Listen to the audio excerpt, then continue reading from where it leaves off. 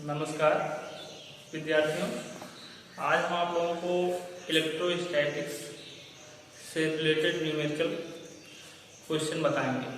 क्योंकि लॉकडाउन की वजह से क्लास में नियमित क्लास नहीं चल पा रहा है, तो आप लोग इससे तैयारी में कोई प्रॉब्लम ना हो। आज हम आपको सवाल बताएंगे। जो हम सवाल बता रहे हैं लेकिन क्लास की बुक से सवाल बता रहे हैं। अगर आपको कोई भी सवाल पूछना है तो आप हमारे व्हाट्सएप नंबर सवाल भेज सकते हैं। अब उसका सोल्यूशन भी हम भेज देंगे वीडियो बना करके। तो जिनके पास बुक है, बुक से क्वेश्चन देंगे, नहीं तो क्वेश्चन भी हम आपको भेजेंगे। तो पहला क्वेश्चन आज हमारा है कि इलेक्ट्रॉन पर 1.6×10⁻19 कूलम का आवेश होता है, अल्फा कण पर कितना आवेश होगा। तो देखिए,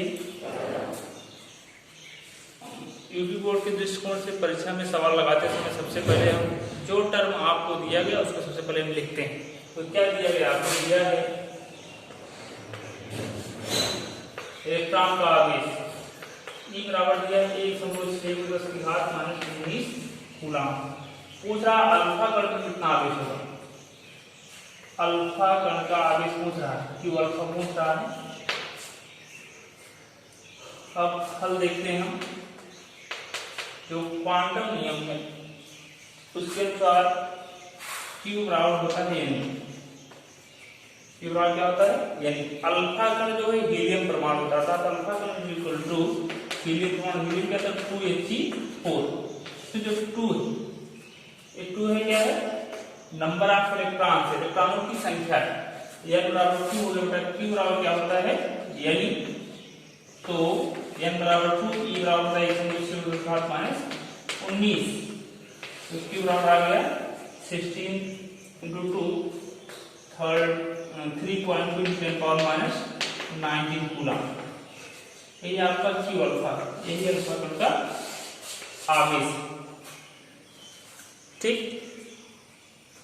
दूसरा क्वेश्चन हमारा है कि एक चालक पर 1 कूलम का ऋण आवेश है, इस पर सामान्य अवस्था से कितने इलेक्ट्रॉन अधिक। देखिए, आपको बताया गया है पुराने वीडियोज में कि जहां से इलेक्ट्रॉन निकलता है उस पर धन आवेश, और जो इलेक्ट्रॉन को रिसीव करता है उस पर ऋण आवेश उत्पन्न होता है। तो आपका सवाल करें, एक चालक पर 1 कूलम का ऋण आवेश।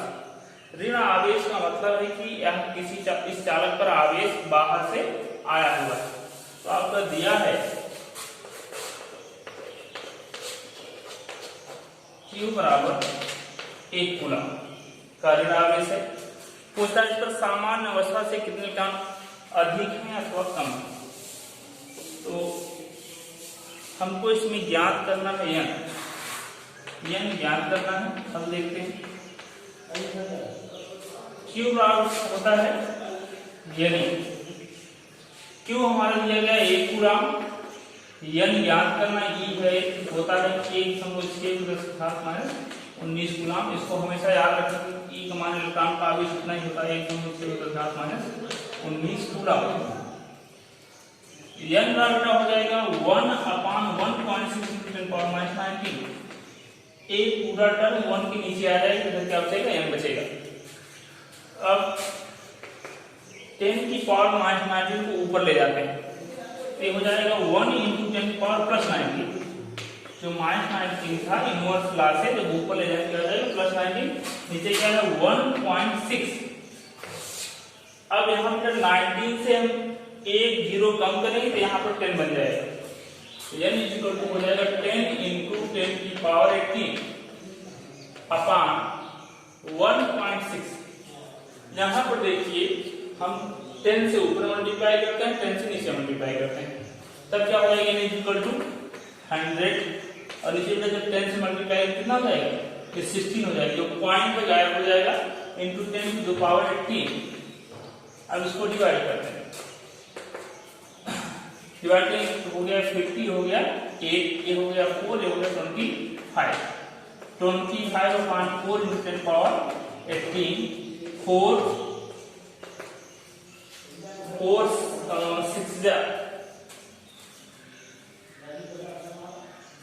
24, 6 आ गया, 1 कैरी हुआ, पॉइंट बनेगा 4 2 8, 4 5 20 × 10⁻18 इलेक्ट्रॉन।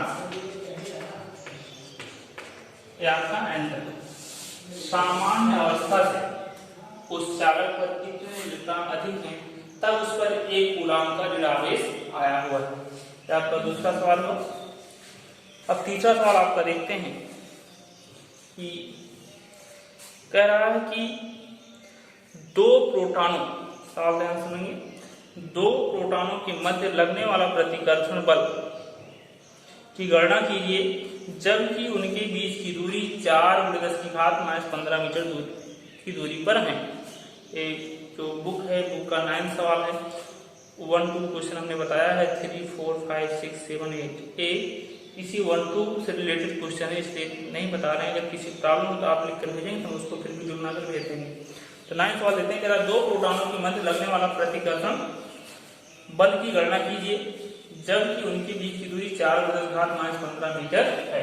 अब ध्यान समझेंगे, प्रोटॉन, 2 प्रोटॉन है, प्रोटॉन पर धन आवेश होता है। आपको बताया गया है कि समान आवेशों के बीच प्रतिकर्षण बल लगता है, अर्थात दोनों प्रोटॉनों के बीच में प्रतिकर्षण बल लगेगा और दोनों प्रोटॉन पर समान आवेश भी होगा। प्रोटॉन पर आवेश होता है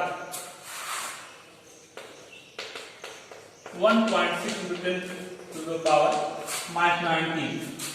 तो 2 प्रोटॉन दोनों पर इतना ही आवेश होगा, 1.6 ×10⁻19 आपका दिया है। और क्या दिया गया, R दिया गया 4 मीटर की दूरी पर, 4×10⁻15 मीटर की दूरी पर कह रहा है। कितना हो गया, आपको प्रतिकर्षण बल ज्ञात करना। तो 2 आवेशों के बीच बल ज्ञात करने के लिए कूलॉम का नियम है। कूलॉम का नियम आवेशों की प्रतिकर्षण अथवा आकर्षण बल ज्ञात करने के लिए है ही। कूलॉम का नियम लगाते हैं, कूलॉम के नियम, कूलॉम के नियम से कूलॉम के नियम F = 1/4πε0 QP/r²। इसकी वैल्यू होती है 9×10⁻⁹। QP की वैल्यू है 1.6 10⁻⁻19 और दूसरी बार में QP है, यही जब 2 बार आएगा स्क्वायर हो जाएगा। नीचे आपका है R², R की वैल्यू है 4×10⁻⁻15 का होल स्क्वायर। तो आगे देखते हैं क्या होगा। देखिए बेटा 4 का स्क्वायर 16 होगा, ऊपर देखिए 9 और 10⁻9। यहाँ पर 1.6 का स्क्वायर, 1.6 का स्क्वायर होगा 2.56, बराबर 2.56। यानी कि 10⁻⁻19 के पावर के ऊपर पावर होगा, पावर का आपस में मल्टीप्लाई होता है 90⁻38, 10⁻38 अपॉन 4 का स्क्वायर 16 और 10⁻30। तो देखिए बेटा यहाँ देखते हैं, हम घात को बैलेंस करते हैं, सावधानी को घात को बैलेंस करते हैं, पावर को बैलेंस करते हैं। जो पावर है नीचे से ऊपर जाने पर मान प्लस हो जाता है। तो 2.56 इंटू 10⁻38 प्लस 9 -30 पर जाए प्लस 30, नीचे क्या है 60। F = क्या हो जाएगा 9 2.56 अपॉन 16, यहाँ क्या होगा 10⁻39 -38 1। अब इस 10 का इस 2.56 से मल्टीप्लाई होगा 9 इंटू 25.6 अपॉन 16, 10 से ऊपर से मल्टीप्लाई कर देते हैं 9 इंटू 256 अपॉन 160। इसको काटेंगे 16 आएगा, नीचे 10 बचेगा। तो यह इक्वल टू आपका हो जाएगा 9 इंटू 16 अपॉन 10, 16 9 या 5 9 5 140 अपॉन 10। यह इक्वल टू आ गया 14.4 न्यूटन। इतने न्यूटन का प्रतिकर्षण बल दो प्रोटॉनों के बीच एक्टिव रहने का कार्य करेगा। आपका 9 सवाल है, ध्यान से देखेंगे तो आपको सब समझ में आएगा। धन्यवाद।